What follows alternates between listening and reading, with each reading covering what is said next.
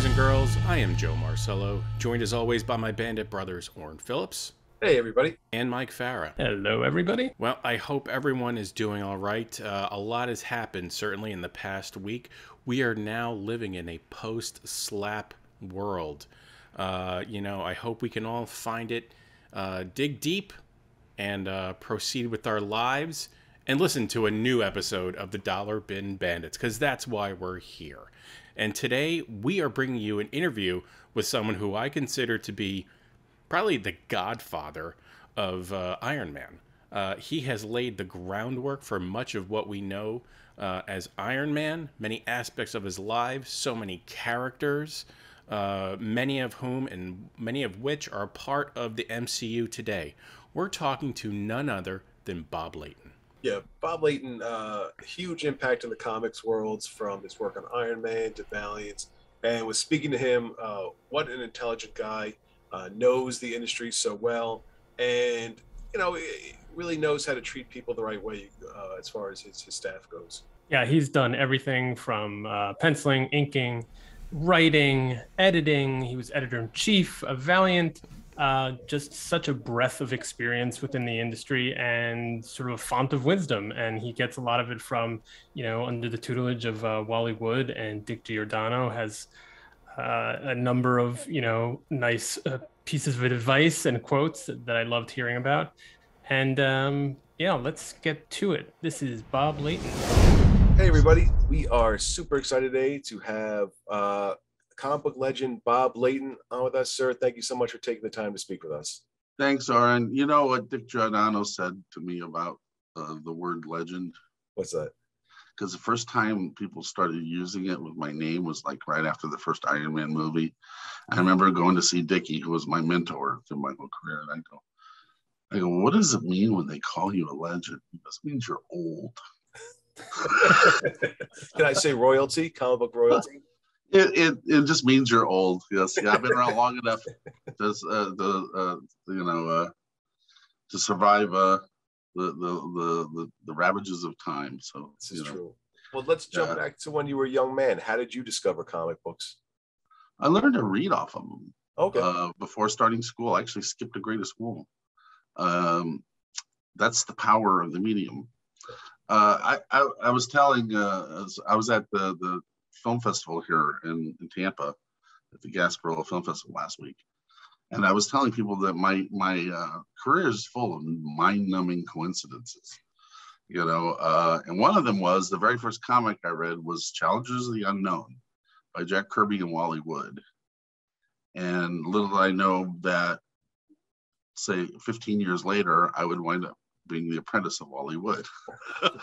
So, it's like that's, yeah, but that put the hook in me. I didn't have a fireman or policeman stage. I really wanted to be, a storyteller, not just a cartoonist. I mean, I chose art because it was an easier way to get in. They needed artists more than they needed writers, but I always wanted to do it all.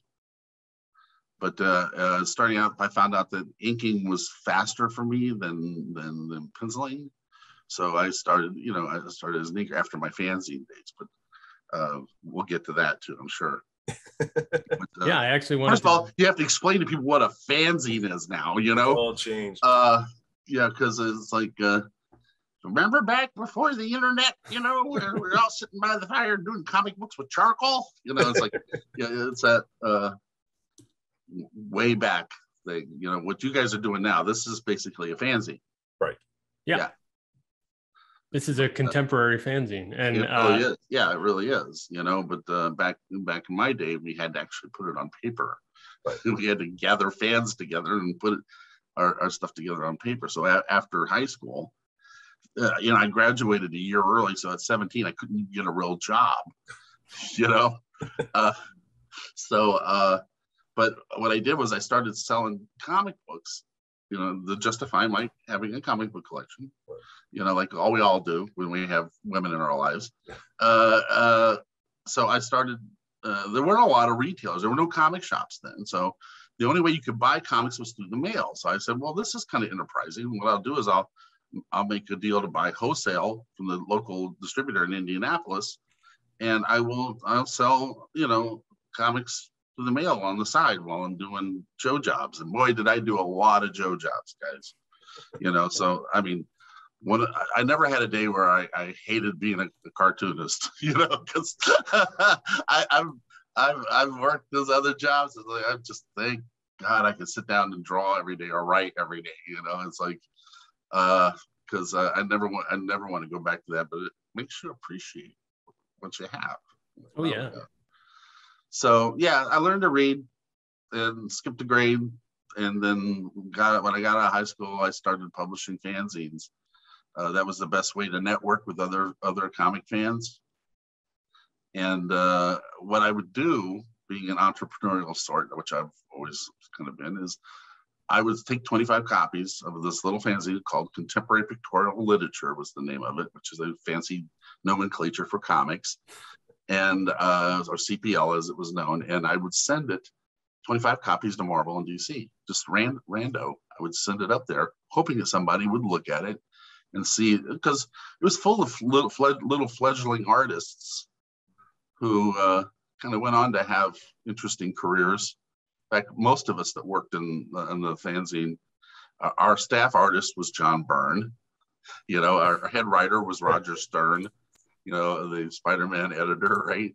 Bob Hall started with us. Mike Uslan, the Batman producer, started with us. Steve Grant started right as an article writer with us. I mean, I can go down a list. It's like a who's who of comics.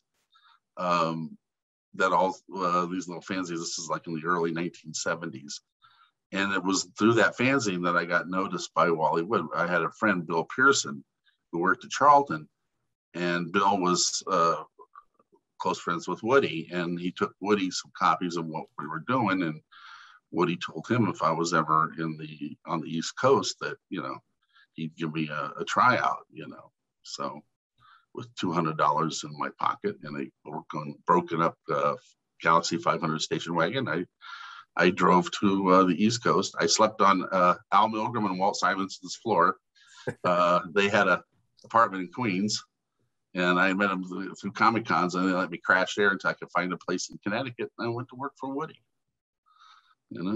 What were your impersonations of Charlton? Because you hear these stories about the company and how. My impressions of there's a actual movie coming out, a documentary called the Charlton Comics Movie, which goes into great. They interviewed everybody that is still alive that worked there. Some people who are now deceased who had worked there. I described it in the film as the three-legged dog of comic book publishers. They had their offices in a bowling alley. Okay, it was hilarious because you'd be sitting in their offices and you'd hear strike and a bunch of guys go, pins flying. It was they had their own presses. That was the only advantage they had. They had their own presses. The whole story of how this John St. Angelo started this thing. If you get a chance, just go watch the trailer on YouTube. I'll tell everybody here. Look at the Charlton Comics movie trailer, and there's two of them.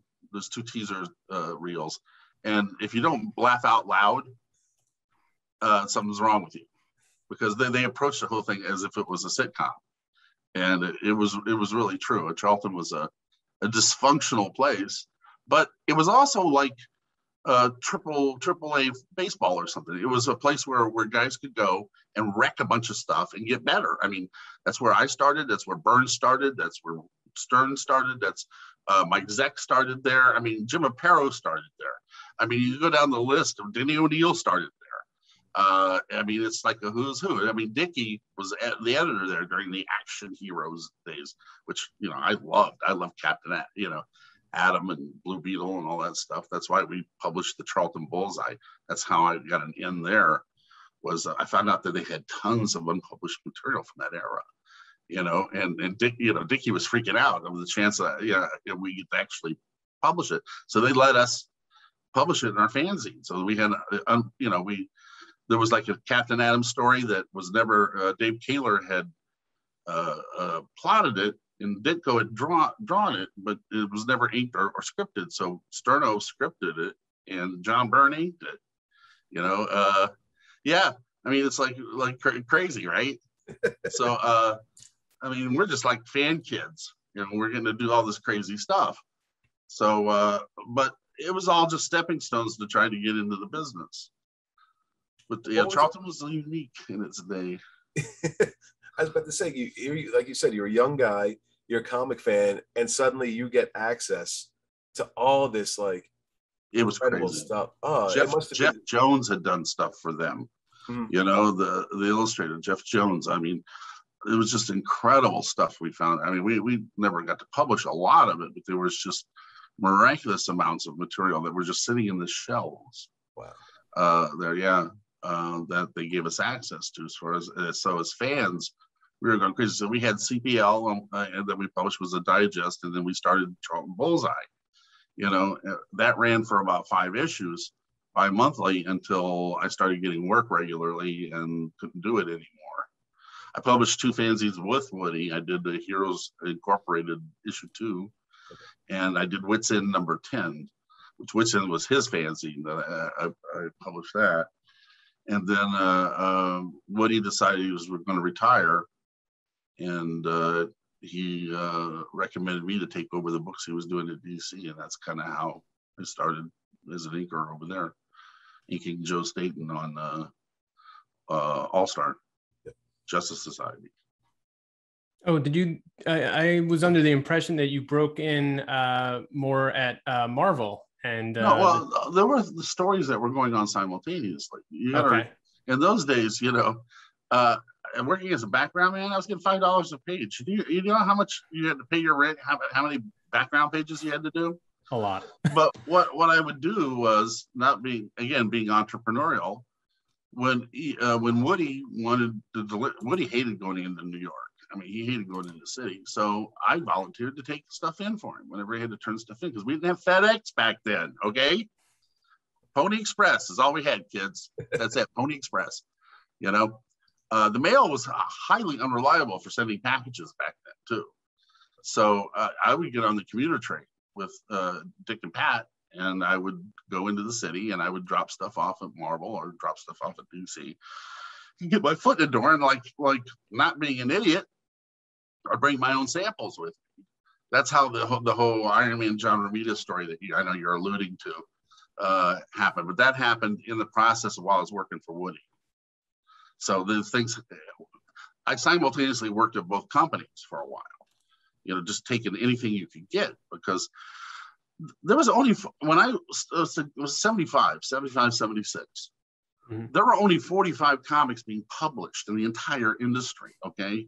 So the only way you got, it was like an apartment in New York. The only way you got an apartment is somebody died, right? You know what I mean? They either got promoted or died. You got a job in comics by attrition. You just had to hang in there long enough and wait for somebody to quit or perish. I mean, so there wasn't a lot of room. There wasn't a lot of laxity there in terms of getting a job. You had to wait your turn and pay your dues. That's what most of us did. I mean, when Woody retired and my DC stuff didn't pay the bills, I worked in continuity with Dickie. I went, because I had known Dickie since I was like 19 years old. By the way, we're coming up on the anniversary of his death Sunday, 12 years this Sunday. It was always a hard day for me because he was like the closest thing I ever had to a father. This guy had been with me since I was 19 up through my entire life. We were always together, whether secretly or publicly. And I always say that because during the Valiant days, we had to sneak around to avoid a collusion. People accusing us of collusion, right? Because we're both ahead of major publishers, so we had to meet secret places during the time. Wow. But he was so good at helping me. Here I was, editor-in-chief of a major publisher, and I didn't know what the hell I was doing all the time, And Dickie had been at it 40 years by then or whatever, and he was so good with people. And it was like, so I would like have secret meetings with him and tell him what's happening in the office and ask how to, his sage wisdom and how to fix these things. So anyway, so I in between I worked at Continuity. So at that time, Continuity, this was post Crusty Bunkers. We were the next bunch, and it was like me, Terry Austin, Bob Wyachek, Joe Rubenstein, Bob McLeod. I mean, it's a who's who, right, of inkers now, right? Carl Potts was there. And like I said, so yeah, that was kind of the atmosphere in which I was doing my tenure with those boys up there at Continuity. And back early on, I mean, I know you said you were sort of taking what you can get, but did you have, when you were doing even the fanzine or even before, did you have a preference for Marvel or DC, or was it really you liked aspects of both? And I was definitely a Marvel guy. Okay, I got to say, growing up, I was definitely. Although my earliest recollections were DC Comics. But when Marvel came along, they were more of a revelation to me because they appealed to me more because they were more. It's more like real life. Stan had that approach that they lived in the real world, and and Stan again was really good about borrowing from everything, and that's something that Dickie, and I'll tell you the story in a little while. Some Dickie imparted to me very early in my career. Stan would take material from anywhere other than comics. He would he was like great at, Shakespeare and the Bible and, Wall Street Journal, whatever he could get, Stan would borrow from, to make this stuff credible. And there's a real wisdom to that. So yeah, I was always a Marvel guy. Strangely enough, I hated Iron. I hated it with a passion. I thought it was just the worst book ever done. It was like the redheaded stepchild that everyone at Marvel beat in public. Because it never got any love. I mean, first of all, Stan never wrote Iron Man. If people don't realize that he never touched it. I mean, he came up with the idea and gave it to his brother Larry, who, by the way, is no Stan Lee. And the reason I can say this with impunity is when they put out the Tales of Suspense Omnibus, they came to me to write the introduction to it. And I had to sit down and read all those again as an adult. And I'm going, he's fighting a 30-foot caveman who's actually built by aliens. I mean, I'm like, and every other villain was a commie. I mean, you think about it now, it's almost like McCarthyism. I mean, Larry Lieber hated the communists. But in fact, they didn't use my foreword to the book. They put it at the end of the book because I titled it "How Communism Changed My Life for the Better." That was the title of my essay about Tales of Suspense, and I mentioned in there that that until I was 11 years old, I thought Nikita Khrushchev was a Marvel character. Because Stan everybody would always have him beating the shoe on the podium, and stuff. And I really thought he was a Marvel character, until I got old enough to realize that he was that, it was a parody of the real life, premiere of Russia. So I wrote this whole thing just about how the whole fight with commies or whatever, intrigued my, interest in Iron Man. And so yeah, you could say that communism changed my life for the better.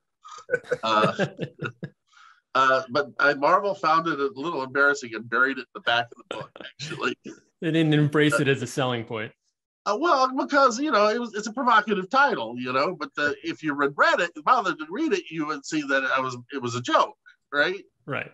But so I had to read those things. But as a kid, I'm like, it used to drive me nuts because one, he never looked like metal, and I grew up reading Arthurian legends, and I was always crazy about King Arthur and fast cars. I like driving hot rods and stuff like that.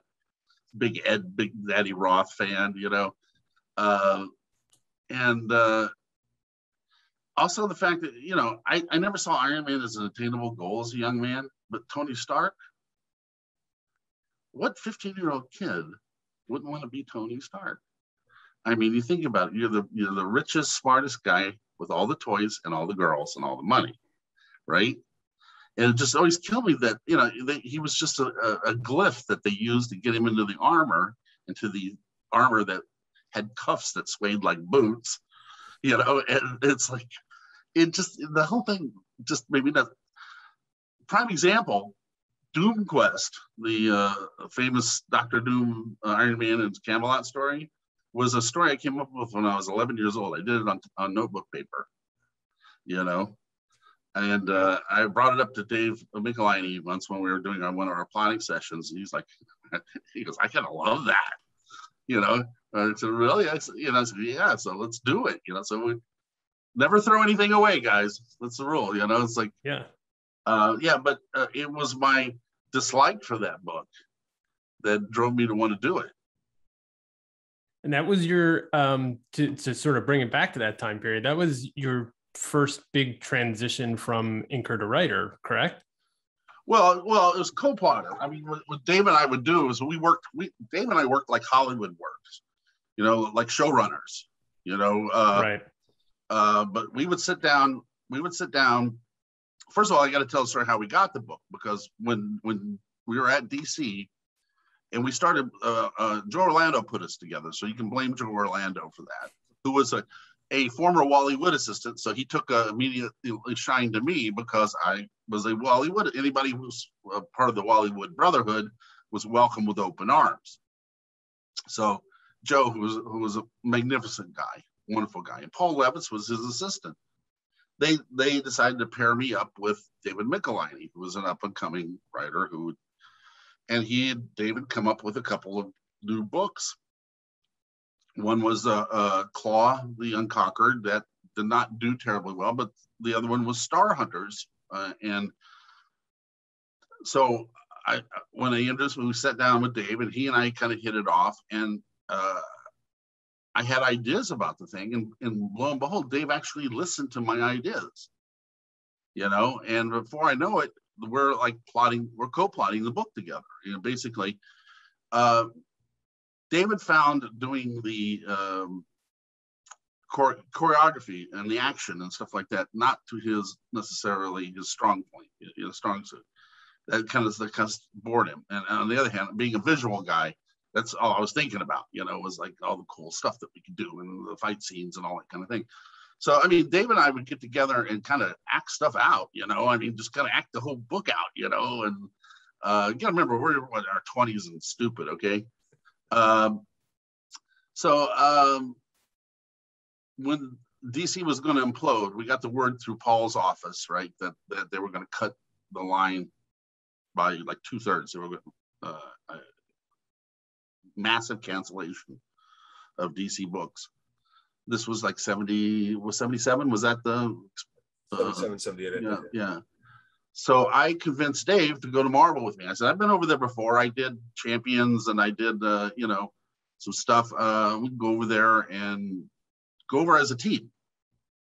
And back then, comics were newsstand only, right? There were no, you know, comic direct market or anything like that. So what the policy was, when they knew a book was going to get canceled, they would take the A-list guys off, the Buscema's and the Romitas and stuff like that, and they would move them on to new projects. And then they put schmucks like us on there because they signed a contract for like 12 months. Like each book, they signed this thing with the mafia that they distribute the thing for 12 months. The Avengers, 12 months, blah, blah, you know, whatever, 12 months. And usually by 6 months, they got enough returns back that they knew whether the book was doing well or not. So they, you know, in some cases, you know, by the time they got the 6th issue back and they knew the returns were not too favorable, they would plan on canceling the book with the 12th issue. If you ever go back and look, comics usually lasted 6 or 12 issues, you know, and no further, because there's a reason for that. Because, you know, it's like that's how they worked in the time increments of 6 months, 12 months. So when we went over there, I mean, we had no bona fides or whatever. We'd just been banging around in the industry, right? The Star Hunters didn't set the world on fire, but so they had 3 books they offered us, and one of them was Iron Man, and I go, Dave, trust me, Iron Man, take Iron Man, right? You know. And Dave was a DC guy. He grew up his whole life like DC. He had, you know, he was the opposite of me, right? So, and that's why I think it worked out so well with the two of us, because he wrote off of my impressions of what the character should be, rather than what it was in the comic. So, and as you know, the rest is history. We took it over. We asked if we could change a few things. They're like, we don't care. We're going to cancel the book. You know, it's like, and 6 months later, we were in the top 10. Wow. You know, just like that. Boom. You know, it was a bit of a bumpy ride, but we got there. Was there a point where you realized that the two of you were onto something special, that, you know, not just with the comic, but, you know, like you said, bouncing ideas off each other, and you guys were just so in sync that something really special was happening here with the book? Well, it was an unusual thing at the time, because, like I said, there weren't any really co-writing teams, period, you know, and Dave and I just played off each other's strengths. But what we would do, like showrunners, I didn't realize it until I worked in Hollywood, and then I realized Dave and I were absolutely acting like showrunners, is that we would come up with where we wanted to go in 12 issues in a year. And then we would break that down into individual episodes and plots for each one that would get us to the macro story in the end. Like the first one obviously was Demon in a Bottle. Well, actually the first was, in 6 months, how can we turn this book around from a turd into something that's readable? You know, because he was, we came in the middle of a 2-part story where he was fighting like the zoo crew or something, you know, and I'm not joking. And he had his own pet robot, Tony Stark robot, who filled in for him, you know. I mean, it was just ridiculous stuff. And I remember Dave and I are like reading this thing, and he's like, well, God, what we should do? And I said, why don't we just set off a bomb on page 5 and just kill everyone? And we did. If you go back and look at it, we set off a bomb on page 5, and we killed the monkey men or whatever they were, you know. And then Dave's like, oh, but at the end of it, we got to get rid of the robot. And I go, perfect. So the opening of the next issue is we see Spy Master. We see a little inset of him through his visor, right, looking through his scope. And then we see that thing's brains go. He blows his robot's brains out all over the splash page, you know. And it was all part of like this, like 6-issue plan to reinvent the entire premise of the book, you know, because I wanted to focus on Tony Stark, the rock star. I wanted to focus on getting him a best friend. I mean, Tony Stark, how many millionaires do you know don't have a posse? Okay. You know what I mean? It's like, it's crazy he didn't have a best friend, because Captain America was not his best friend. Okay. The Avengers, if you take Tony as King Arthur, the tortured ruler, right? The Avengers were his knights of the round table, you know, but they weren't his friends. You know, they didn't hang out, you know, and have shawarma together back then. So, you know, also the fact that, okay, what's the hook? With Spider-Man, he's a teenager, right? I mean, each book, what's Tony's hook? Well, because he owns an empire. He has a global empire, and he protects it jealously, you know, and it's in the world of high tech and industrial espionage and intrigue, and hence Justin Hammer and the Roxxon Corporation and all the stuff that you've come to accept as part of Marvel, you know, lexicon, all came out of that. The need to recreate that premise and emphasize that premise and design the world around Tony Stark and not the suit of armor. Right.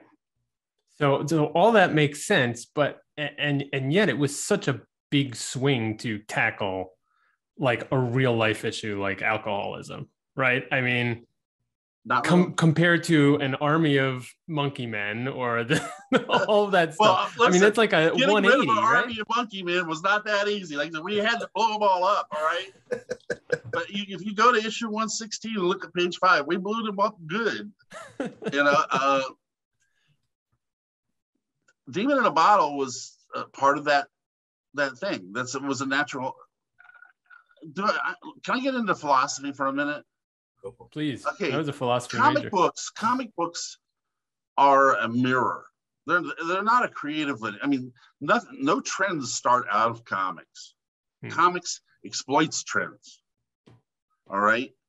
One of the reasons we had to get rid of the heart ailment is even by the 1970s, heart transplants were commonplace by then. You to tell me the smartest guy in the world couldn't fix his own heart? You know, when average Joes on the street were getting heart transplants. You know, Jarvik had an artificial heart already. I mean, it just didn't make any sense. And as a kid, I hated it because he'd be fighting Ultimo and he's ready to win. And suddenly he'd run out of juice and had a heart attack. He had 50 heart attacks during his run in Tales of Suspense. And I'm like, what is he, Dick Cheney? I mean, come on.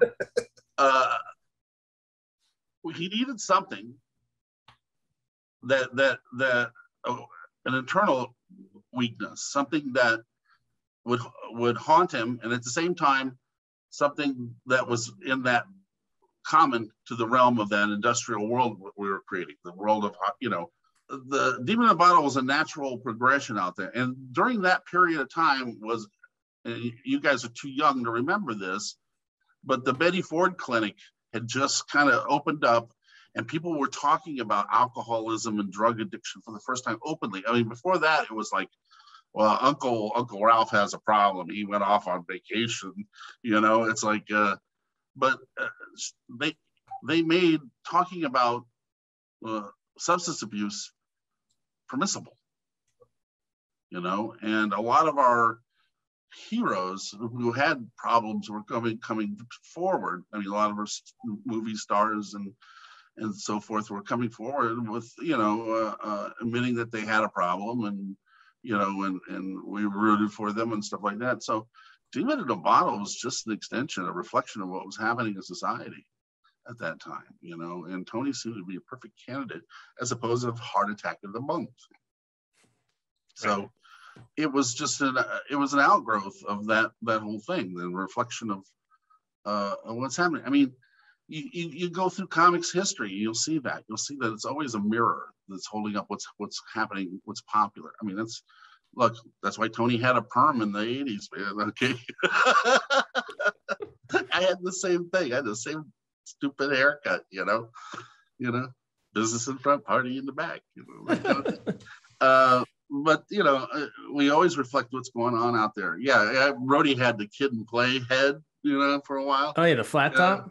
Yeah, like the bucket head thing. But again, we always reflect what's going on in society, what's going on in popular culture. I mean, let's face it, I love Chris Claremont to death, but Days of Future Past was basically because the Terminator was the #1 movie in America, right? I mean, it's basically the Terminator, on its side, but people, I mean, it became a classic, right? Because he did it the right way. But again, it just reflects what's popular in culture. That's all comics ever do, is they hold up a mirror to our popular culture. So people always talk about they created stuff that revolutionized. That's bullshit. That's another way to put it. We don't really create, we reflect. So now, as part of this philosophy, you not only, grounded him in the reality of alcoholism, you not only brought in, a best friend and gave him sort of a supporting cast, like a black best friend too, by the way, because there were no black people in the Marvel universe other than T'Challa. Yeah. And then you also, and I wonder if this is part of that sort of just reality and pragmatism, is you started giving Tony the ability, or he built, different specialized suits, right? That were more towards one task or another. Yeah, I did start that, didn't I? You know why? That's what I was about to ask. Why? Okay, because as a kid, I used to read and don't laugh at me, guys, okay, or I'll never do your show again. I used to read Scientific American. I was fascinated by science, even though, you know, I mean, I didn't pursue science because I wanted to be a funny book guy, right? I wanted to be a writer. I've always had a thing for science. So even going into with Iron Man, especially, I mean, I was every month I was devouring Scientific American, you know, because that's where the great ideas come. I mean, Bloodshot came from Scientific American, from an article I read in the early 90s about nanites when they were theoretical, you know, and I said, well, that's a good way to get superpowers. What can we do with that, you know? And you created Bloodshot from that. But with Tony and that armor, part of making it credible was throwing in a bunch of scientific jargon and a bunch of BS that made it sound like it was real. And the other thing is, can a submarine function in outer space? All right. Oh, well, yeah, both of them are airtight, but try to get a submarine into space, right? Okay. It's, yeah, no. I mean, again, growing up in Indiana, I was used to the Indy 500 every year. Every May, all I see was checkerboards in front of my eyes until I was nauseous. You know, I thought I was living in a Steak and Shake. So, but the thing was, I'd see those cars, right? I'd see the stock cars. You see the Formula One racers, because you see, you know, in Indy, you see the stock cars in Daytona. You know, a lot of motorheads there, and you realize that cars are designed for specific functions. You know, there's a big difference between a stock car and a Formula One car, right? And a submarine is not a spaceship. So to have one armor that could just do everything seemed not credible to me. You know, it's like you'd fly into space. Well, Stan always said, anytime any of your characters go into space, it should be a big deal. Well, I don't know how he got something that operates with jets to fly into space, okay? You know, because jets don't work in space, you know? Plus, you know, he has all those holes in his thing, and it's like, it's just another place you can get sucked out of in case of explosive decompression. So, you know, one of the things I wanted to do was, instead of creating a Deus Ex Machina, a suit that could do everything, which unfortunately they wound up doing in the movies now. It's like the thing that irks me the most is the Deus Ex Machina suit, right? But so my idea was to create, and the inspiration for this, you'll love this. When I was a little kid, okay, 9, 10, there was a Batman annual. I think it was Batman Annual 5. And in this, the original story in Batman Annual 5 was the many costumes of Batman. And he had a green one so he could hide in trees, and he had a white one so he could hide in snow, you know, and he had one that looks like a kitty cat so he could hide with the Animan, you know, I mean, whatever. I mean, it was like really dumb for Batman, because Batman's not that kind of hero. But, you know, that's what's created the spark in my head that, good idea, wrong guy, you know. So the first chance I had, we could organically work a variant armor into the storyline. You know, we did, but I didn't want to force it. We had to wait, and we waited 30 issues before we actually did it. You know, we waited a time, but we thought ahead. You know, I mean, it was like we knew we were going to go to space eventually. It's like, so that was always in the back of my head. But there was a couple things we needed to do first. Like I said, there's one, we had to clean up the mess. Then we had to establish the new universe. And then the third thing was we had to make him not such a pussy. You know? Because Iron Man, like I said, heart attacks and getting beaten all the time. And I'm like, no, you know, it's like, if you hook him up to the sun, that armor, he becomes God. You know, I mean, it's like he, in the top 10 echelon of powerful characters, Iron Man should be feared. So that's why the whole Hulk story came in right after Demon in a Bottle. We're like, okay, the next thing is we're going to knock the Hulk out. We're going to knock him out, you know, in a fair fight, you know. And I mean, everybody's still crazy about those issues. One, because it established that relationship between him and Banner that went on into the Marvel Cinematic Universe, and also that it also established that Iron Man was no wimp anymore. That he was, that he was a character powerful enough to be reckoned with. Because I was just tired of him, like you said, getting beat all the time. I mean, don't get me wrong, I love Gene Colan, I love George Tuska and all that stuff, but you can just see tons and tons of pages of Iron Man just getting kicked around like a an unwanted dog. It's I mean, he just was never really victorious. Where I could go, yay, Iron Man, hey Tony, So so that was part of the plan too, was to power him up, and get ready for the next phase, which was specialty armors. Right. Yep. I want to jump to something that, as a fan, I'm very thankful for, and thank you for, which is your work on Valiant. Putting that together, what was in your head, the blueprint for this company?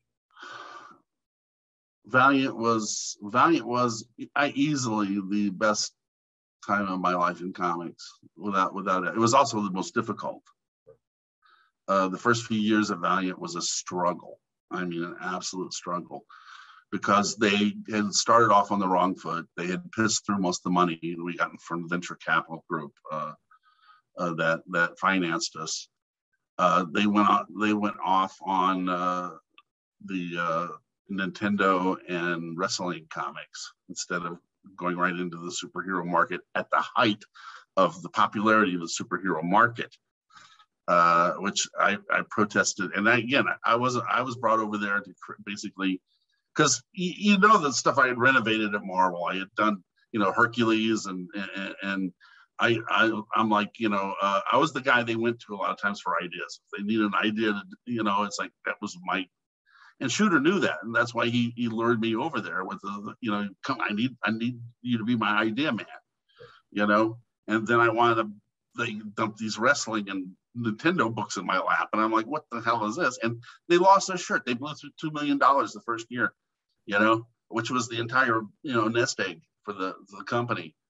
They had to go back to a Triumph and actually get more money in order to finally start the superhero line. So by the time we got that going, I was working as production manager and inker, and I mean, I was doing everything up there.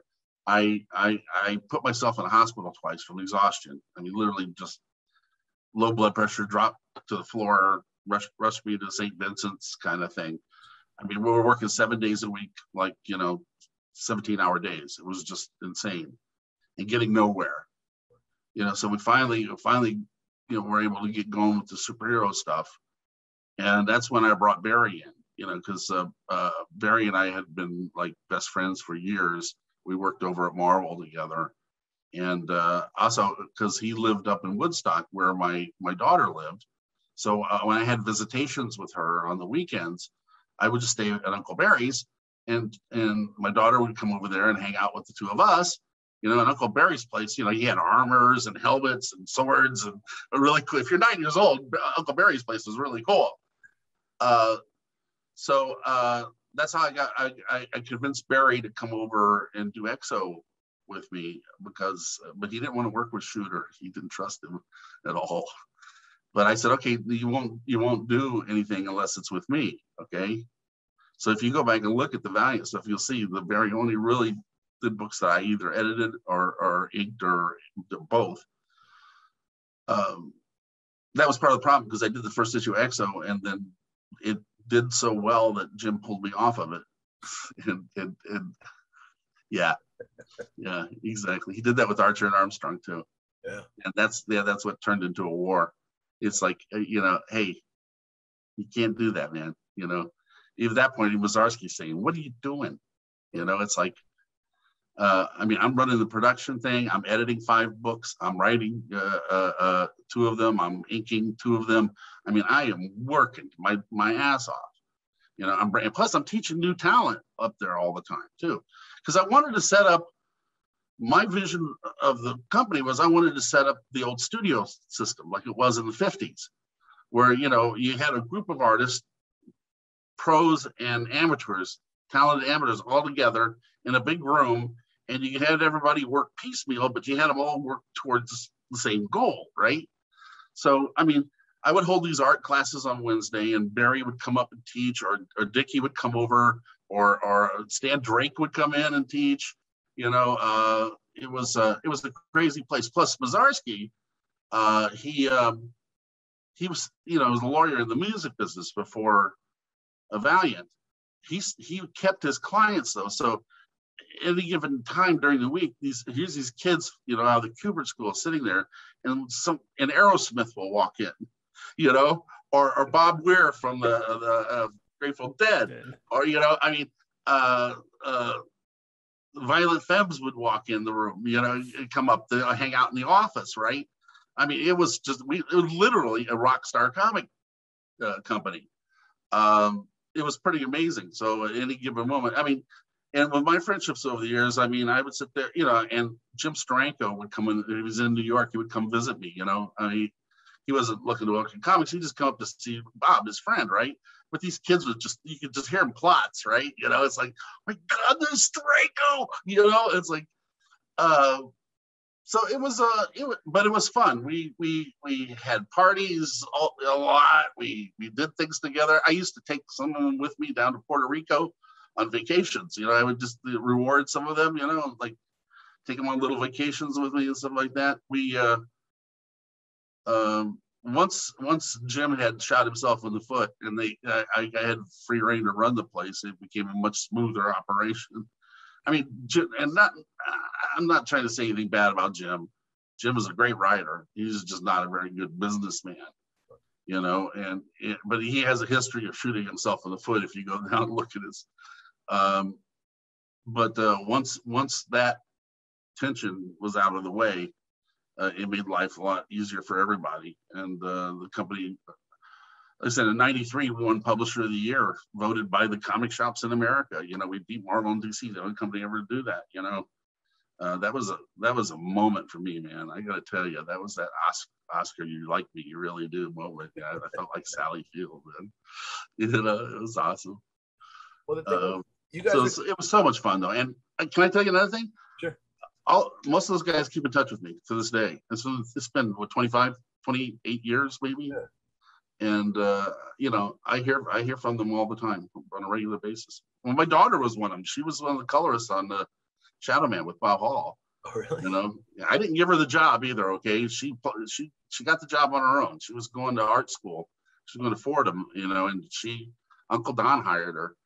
I didn't have nothing to do with it. I just go back in Knob Row one day, and there's my daughter sitting there, and I'm like, Shauna, what are you doing here? And she goes, Uncle Don hired me to color. You know, it's like, but it was a fun place, man. Without a doubt. And you guys, if you get a chance, you can see on YouTube. I used to throw my own birthday parties. So the rule I learned long ago. So another Dickie thing. He just said, if you want to have a really good time, throw your own birthday party. Don't let someone else do it, right? So I used to rent out the Southgate Hotel ballroom and have it catered, and I just open it up to the comic book industry. And, you know, it'd be like a who's who. But one of those videos, Kevin Van Hook actually posted on YouTube.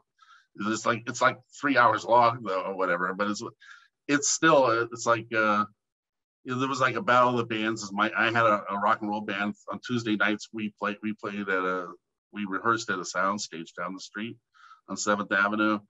And so I had, most of the Valiant guys were also musical. So I put them all together, kind of a bonding boss, kind of, you know, employee bonding kind of thing. What they call team building. Yes. We weren't necessarily all that good, but we would have like a battle of the bands. So, you know, Casada would come over from Marvel with his band, you know, whatever, and it'd be like a rock and roll battle of the bands. And then Steve would bring in some pros too for these things. They kind of make us ashamed, all of us, but they were fun times. So I did that as long as I could. You know, every year it got a little bigger until it got out of hand. You know, we had it was an amazing time. I remember Sean Chin said to me years later after he had left and gone on to work at Marvel, whatever. He's like, He goes, I kind of owe you an apology. And I said, why? He goes, I thought all comic book companies were like Valiant. He goes, I had no idea how good I had it. I said, yeah. But it was the studio system was, I think, the last time it was actually happened like that. Okay. It was fun. It was definitely fun. And you guys were doing such good, not only art but story-driven books. Yeah, you know, each book was solid. Image was the art guys. We were the guys who were character driven. You know, Right. That was the hook. Well, how can we be different than the other guys? Well, because we emphasize character and story. Where they were all they were literally image. It was all flash and no substance really. But that's great. Everybody had their audience. They weren't really cutting into each other's stuff. And we made Jim Lee and Steve were like really good friends. They actually, that's how that whole Deathmate thing came about, which I was against from the get. But sometimes you just can't stop a locomotive that's already moving, right? Well, because everybody sees dollar signs, right? And that was a time of immense greed too. We had a standard rule at Valiant that we wouldn't sell over 500,000 copies of anything, because we knew from our surveys there weren't that many readers out there. And then as soon as you start flooding the market with unread copies, it's the same as printing too much money. Eventually, the economy is going to collapse, right? And for the longest time, we stuck to that until Turok #1. 1.7 million, and nobody could turn that down, man. I mean, guys' royalties checks on the first issue were over $200,000. Okay, I mean, it was insane. But I said, this is the beginning of the end for us. As soon as they did Turok, I could see the writing on the wall, because the industry, there weren't that many readers. Eventually, somebody was going to dump those books. And once they started dumping, everybody would dump them. So I got outvoted. It was me, John Hartz, and Steve. The three of us were the three amigos. And I guess, what can I say? It breeds a bitch, I mean, it wins every time. So, they did it. And like I said, the rest is history, as you know. Yeah. You said early in your career you wanted to do everything in the industry, and Valiant was your chance to move up into the sort of coveted editor-in-chief position. Maybe not coveted, but I would assume. Well, it goes into the everything category, doesn't it? It certainly does. No. What was it like being the big cheese? Again, we go back to Dickie. Dickie had always pushed the entrepreneurial side of me, because he knew that I wasn't just a good cartoonist or a good writer. He knew that I had a head for business as well. And so he would push me to go up and talk to the people on the 11th floor of Marvel, back when we were at 575. That was where accounting was. I would go up and I talked to Millie, who was in charge of our paychecks. I'd go up and I know Joe Calamari, and I'd talk to, I even got to hang out at Galton. He had a little porta bar in his office. It was really nice. And I was only one of the few freelancers who was welcome in Jim Galton's office, okay? But I would ask questions, like I would ask how much it costs. Why don't I get paid more? Who puts the staples in the friggin' books? I mean, it's like, I would ask these questions. So I was prepping myself. Dickie was always prepping me for that moment when it came. He expected that moment to come. And so there's a really funny story when we were on a train. I've told it a few times. I know we're getting short on time here, but and this relates to what I was saying about Stan borrowing from outside. We're taking the train into New York, Dickie and I, to go up to Continuity. There's 19-year-old Bobby Layton, right, sitting next to Dickie, and Dickie's got his suit on and everything. He looks like, a mafia don. He's reading the New York, Times or whatever. Like he looked like most businessmen.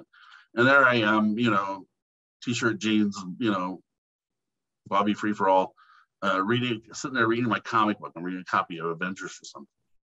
And Dickie comes over and he pulls it out of my hand He looks at me, he goes, young man, what is your intention? And I go, what do you mean? He goes, is this going to be your job or your hobby? Because if it's your hobby, he goes, I can't teach you.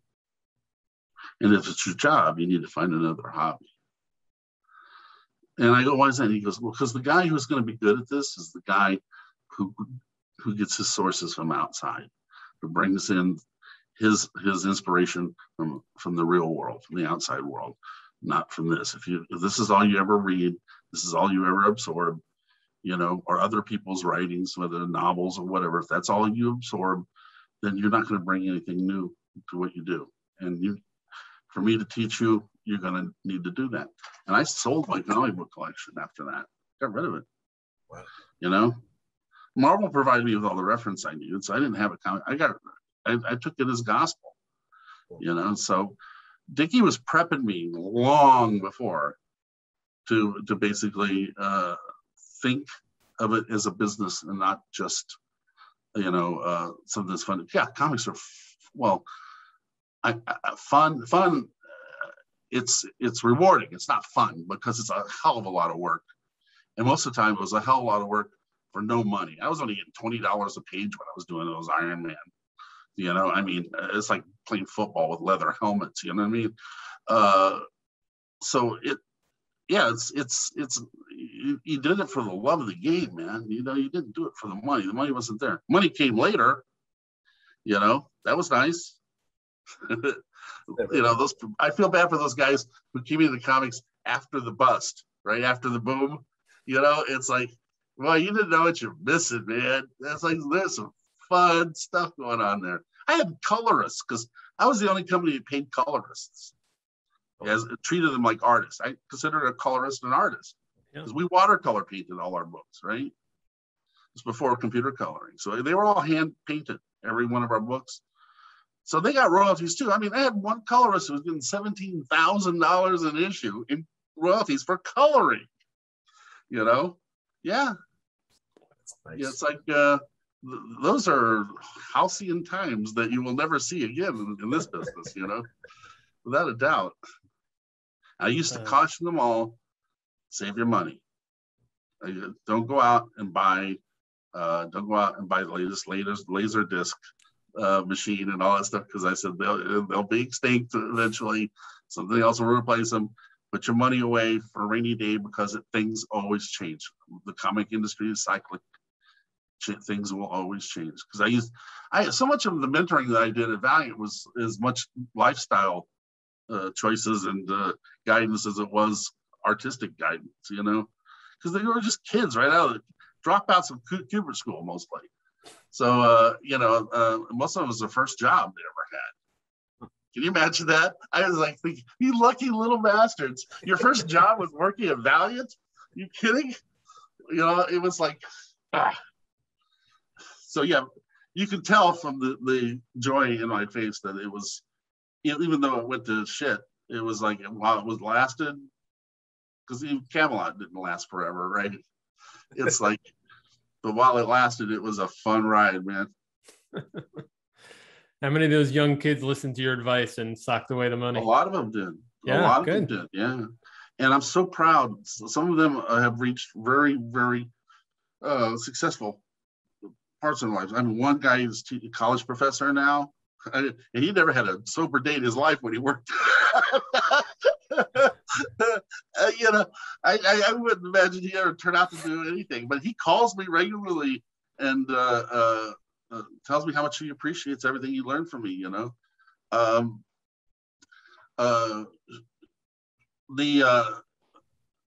lot of them paid attention and heeded that advice. Sean Chin was one especially did. I mean, he wound up buying his own apartment in New York. I mean, like, it's serious. Put his money away and then, you know, bought a place and then sold it years later, you know, for an outrageous sum of money. So, you know, smart boy. Yeah. He was a funny story too, because I had to go to Washington, D.C. and meet his mom because she didn't want him to be a cartoonist because, you know, growing up Asian, right? You know, as Chinese, he had to be a doctor or a lawyer or something. Yeah. And so I had to go down and bring my checkbook with me. to show her that I could make a decent living, at that. It's like that was really one of the funny moments. Mama Chin, I had to convince her that it was okay for her son to do comics, because let's face it, Sean is a phenomenal talent without a doubt. For sure. I mean, he and Bernard Chang, both of them, I'm just my Asian sons, I love so much. I'm so proud of both of them. But yeah, I had to actually go down and meet Mama Chen and convince her that it was honorable and reasonable to allow him to do comics for a living, which she never regretted, by the way. I'm sure, especially after he sold the apartment. Yeah, exactly. As I was saying, it's like, but I'm proud of all of them. I mean, I go down I can run down the list of so many of them that just have done well. Some have left the field and gone on to do other things, but like I said, they all agree. The fact that we all keep in touch with each other is just in itself, and it's been almost 30 years. That should tell you something right there. Yeah, that's an amazing testament to the relationship you guys built. Yeah. And I have an event coming up, by the way, on April 4th, and here in Tampa, they're going to have a special screening of the first Iron Man movie with me as the guest host. That's pretty awesome. And I'm going to bring in some guests some special guest stars with me. Wow. Nice. Yes. The Tampa Bay Film Commissioner, Tyler Martin Knowledge, is a big fan of mine. And he just informed me that he set this thing up to have a sort of night with Bob Layton kind of thing. So I was like, well, that's very, very flattering. Yeah. I said, but we need to bring in some more people to really make it fun, make it a party. Because remember what I said, always throw your own party. Yeah, exactly. Great. Well, where can people follow you online and I'm on let us know about any other Instagram, projects? Twitter, Facebook. I have my own website. You can go to boblayton.com. Yep. You can contact me directly through there. I also have my own film production company, boxmonkeypictures.com. I'm on that as well. So, but I can't announce anything about film yet because we're still in the middle of negotiations for the first feature film written by me and produced by me. Yes. Congratulations. Yeah. Big budget. Big deal. Well, by big budget, over $5 million. All right. That's a big... So, because in Hollywood, that's how I do it. Yeah. Small budget is anything under $5 million. Right. Yeah. This will be a big budget because it's over $5 million. That's nice. Yeah, that's great. We'll keep an eye out for it. Yeah, that's what I've been doing for the last 10 years. So it's a natural evolution. When the pandemic broke out, I was in Dubai for the Bloodshot premiere, and I had to fly back there. So I've been locked in my apartment for 2 years. I'm just now getting out again. Seriously, because I'm prone to respiratory infections. Okay. So I used to get con crud at least twice a year just from going to comic book conventions, right? Before COVID ever came out. So my doctor said you're going to be susceptible to that. So you're going to have to take extra precautions. So I've literally been locked in this apartment for 2 years. So I went back to doing commissions, which turned out to be the most lucrative thing I've ever done. I made more money last year than I have in the last 15, because there's no Comic Cons, right? And suddenly, I'm available to do work again. And so people were just throwing money at me like Frisbees. It was awesome, until I had to pay my taxes last week. That's where I'll get you. So I got creamed, dude. But hey, it's a fun kind of get creamed, Yeah, you're only going to get creamed if you made cream. You guys watching this show kicked me into another tax bracket. You little bastards. It's like, but that's it's America. You got to pay. You got to pay to live here. True. Yeah, we could see in your background that you still have commissions on your navigation there. So I would do them. I assume you're still accepting them. I would do them when I had time. Because the film. If you know anything about the film industry, Mike, it's hurry up and wait. Yeah, most of the time, I mean, people take forever to make decisions. It has to go through lawyers, has to go through agents. It's one of the slowest processes. It's a miracle anything ever gets made. So I would do commissions just to fill that void in between there. But they were infrequent. I would take them. I got to the point now, which is really great because I can take my time to draw. Something I never had the luxury of doing before. And I actually think I draw better now than I ever have in my career. I mean, if you go look at what I'm doing now compared to, what I was doing when I was doing commercial comics, because I have the luxury of time. You don't have deadlines. Plus, yeah, so I can invest more effort into every drawing that I do. Plus, like I said, when the pandemic happened, I wanted to do something constructive. So my daughter, who has a degree in fine art and was a painter at Valiant, I had her teach me watercolor paint. Because I had taught color, but never actually done it. I am such a hypocrite. I would sit there at Valiant, because I knew the difference between good color and bad, and all that kind of stuff. So I could teach it, but I never had to actually sit down and do it. Never had to pull a gradient or any kind of thing like that, right? So my daughter taught me how to color. So I spent the first year of the pandemic learning how to color. So now I do like color commissions as well, right? Because again, I'm not getting any younger, but I don't want to waste my time. I don't want to do anything that doesn't further me or my career. Dickie would always said, do something that makes money every day. That's your mantra. Whatever it is, do something that makes money every day. He also said, never draw a woman you wouldn't have sex with. That's That'll also serve you well in life. Yeah. I was telling Jason, my ex-wife's husband, who I'm close with both of them still, and it's like we were together having a pizza night, a movie night a couple of days ago, and he's an artist as well. And I was telling him what Dickie always said, and for you guys out there who are fledgling artists and people who are struggling, just remember that, especially in comics, I used to be so frustrated because I could never do what I knew I was capable of because time never permitted that. I mean, nowadays people don't care about deadlines anymore, but when I was working, you missed 2 deadlines, you're out of the industry, right? So everything was time critical. And Dickie would say to me that you needed to reach a high level of mediocrity. And I'm like, what does that mean? He says, that means on your worst day, if you're hungover, if you have the sniffles, if you have hemorrhoids, if the wife is yelling at you, if they're hammering outside in their building, and he goes, you can still sit down and do a page of art that's acceptable and by professional standards. He goes, that's the best you can hope for in this industry, is a high level of mediocrity, because you'll never have the opportunity to take 2 days on one page or something like that. I mean, I guess they do now because deadlines are like a helpful hint that nobody pays attention to anymore.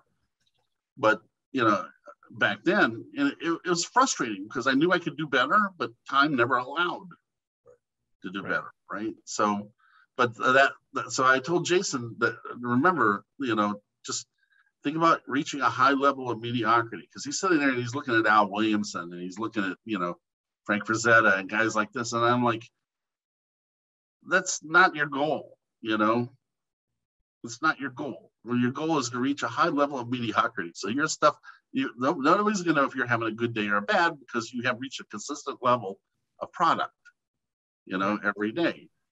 I'm happy now because I can take the time to actually take my time and do what I want to do. Hey, welcome back. So that was our interview with Bob Layton. Actually, that was Mike and Oren's interview with Bob Layton. Real great job, guys. I was aware of what he's done in the past. Wasn't quite sure of the breadth of his career. He did some amazing work. Great job on your part. Great interview. Yeah, he was a pleasure to speak to. We'd love to have him on again. And it's just an absolute honor to speak to someone with such an impact on the industry. Yeah, and hey guys, if you didn't catch it in there, and we'll put it in the show notes, but April 4th, that is Bob Layton, is hosting an Iron Man screening in Tampa. If you're anywhere near the area, he's promising a good time, some surprise guest stars. So Try to make it there if you can, but if you can't, keep on listening to the show. And we will see you next time.